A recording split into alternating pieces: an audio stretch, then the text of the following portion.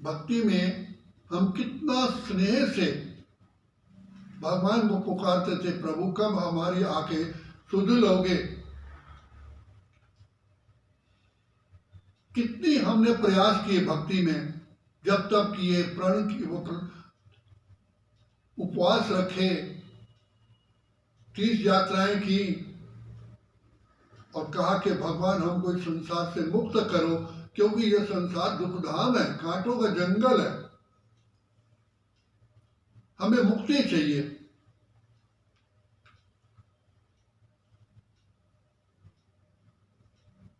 तो बाप ने आकर के हमको हमारी ज्योति जगाई, बाप मिला, इतनी खुशी हमको मिली कि आखिर वो दिन आया आज, जिस दिन का हम रास्ता तकते थे।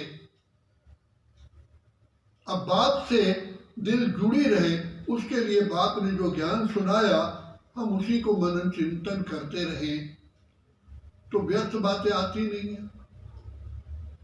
तो बाबा ने कहा विघ्न आने के 2 कारण है, या तो माया या व्यर्थ संकल्प, व्यर्थ विकल्प। तो जब ज्ञान का मनन चिंतन करते हैं तो माया जीत, प्रकृति जीत, जगत जीत अपने आप बन जाते हैं, क्योंकि ज्ञान का मनन चिंतन करने से बुद्धि बाप से ऑटोमेटिकली स्वयं ही जुड़ जाती है, बाबा से प्यार पैदा होता है। ऐसा बाबा जो सर्वगुण संपन्न, 16 कला संपूर्ण निर्विकारी, संपूर्ण हिंसक बनाए, स्वप्न में भी नहीं सोचा था। सोचते थे भगवान अपने हमें द्वार दरवाजे का अपने दर्शन तो दे दो, एक चौकीदार ही बना दो द्वार का। और बाप ने हमें अपने गोद का बच्चा बना करके कहा कि बच्चे मैं तुम्हारे लिए हथेली पर बहिष्ठ लाया हूं। बाबा ने हमारा दिल ही जैसे जीत लिया। ऐसे प्यारे बाप को पा करके कितना ऊंच पद पाना चाहिए, और ये केवल यही समय है, अगर अभी नहीं तो फिर कभी भी नहीं। तो कान मुरली तेरी में है जादू, शुरू में जब ऐसी बांधेलियां थी, मुरली के लिए बिना तड़पती थी, क्योंकि ज्ञान का खजाना चाहिए जिसमें मनन चिंतन सदा चलता रहे। तो मकान के जो पानी निकलने का जो नाली होती है, कभी कभी जैसे फर्श धोते हैं, उस नाली के थ्रू बाबा की मुरली उनको पहुंची, क्योंकि घर में बंद थी। कितनी तड़पन होती थी कि भगवान के महावाक्य नहीं मिलेंगे तो हम कैसे जिएंगे, क्योंकि ज्ञान का खजाना ही हमको उस स्थिति पर ले जाता है। जैसे जिसकी आंखें खराब होती हैं, आखिर उसको सुरमा ना मिले, दवाई ना मिले तो क्या होता है, खराब हो जाते हैं। इसलिए ज्ञान अंजन सतगुरु दिया, अज्ञान अंधेर विनाश। तो ये बुद्धि रूपी आंख का सबसे बड़ा टॉनिक, आई टॉनिक है।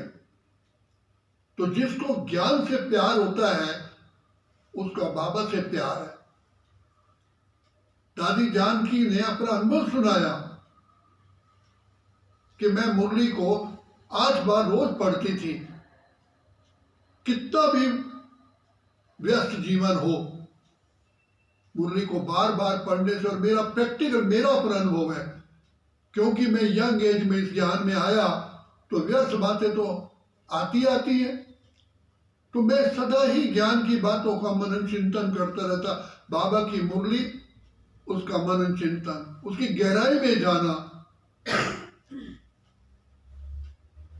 जितना हम ज्ञान की गहराई में जाते हैं उतना हमारी आत्मा की जागृति होती है, बुद्धि में बल आता है, व्यर्थ चिंतन से दूर हो जाते हैं, समर्थ बन जाते हैं, त्रिनेत्री त्रिकालदर्शी मास्टर सर्वशक्तिमान बन जाते हैं। ज्ञान के बिना तो कोई वैसे भी बच्चे स्कूल में पढ़ते हैं, होशियार होते हैं, तो कितने उनके नंबर अच्छे आते हैं। यहाँ भी ऐसे ही है। तब बाबा कहते हैं पढ़ेंगे लिखेंगे बनेंगे नवाब, नहीं तो सजाएं खानी पड़ती हैं। भगवान आया है, भगवान ने कहा है, मुरली में कहा है कि बच्चे मैं तो ले ही जाऊंगा, अगर पवित्र बनोगे तो विद ड्यू रिगार्ड जाओगे, धर्मराज भी सलामी देगा, नहीं तो फिर उसके बदले में सजा, और फिर पद भी कुछ भी नहीं मिलेगा। तो बाप की मोहब्बत में खो जाने से बाबा की बातें ही, बाबा का ज्ञान बुद्धि में समा जाता है और बाप समान बन जाते हैं। सिर्फ प्रभु प्यार में समा जाओ। बाबा आप हमारी खातिर ब्रह्मलोक सिंहासन छोड़ करके आए हो इस पतित विकारी भ्रष्टाचारी दुनिया में। तो बाप तो अपना वायदा निभाते हैं, तो बाबा कहते हैं एक निश्चय रखो, हम होंगे कामयाब, पूरा है विश्वास, पक्का है विश्वास। दृढ़ता ही सफलता की चाबी है। और बाप ने, परमात्मा ने हमको से सुअवसर दिया, ऐसा सुअवसर फिर कभी भी इस सारे चक्र में मिलेगा ही नहीं। पाना है पालो प्रभु का प्यार, नहीं तो फिर चांस नहीं मिलेगा। इसलिए बाबा बार बार हम बच्चों को जोर देते हैं कि बच्चे मुरली रोज सुनो, पढ़ो, चाहे बीमार भी हो। देखो बाबा ने कल कहा वाणी में, मुरली में कहा कि ब्रह्मा रथ में मैं आता हूं, चाहे वो बीमार होते थे, मैं उनके बोल नहीं सकते थे, मैं उनके हाथों से लिख कर देता था ताकि मुरली मिस ना हो। और मुरली में ही जादू है, नर से श्री नारायण बनना, कौड़ी से हीरा बनना, कंगाल से सरताज बनना। यही मुरली ही वास्तव में हमारे लिए सबसे श्रेष्ठ श्रेष्ठ भोजन है, टॉनिक है। कभी भी मिस नहीं करो, इसका मनन चिंतन करते रहो तो खुशियों में आओगे, और कोई खुशी पाने का रास्ता है ही नहीं। शांत।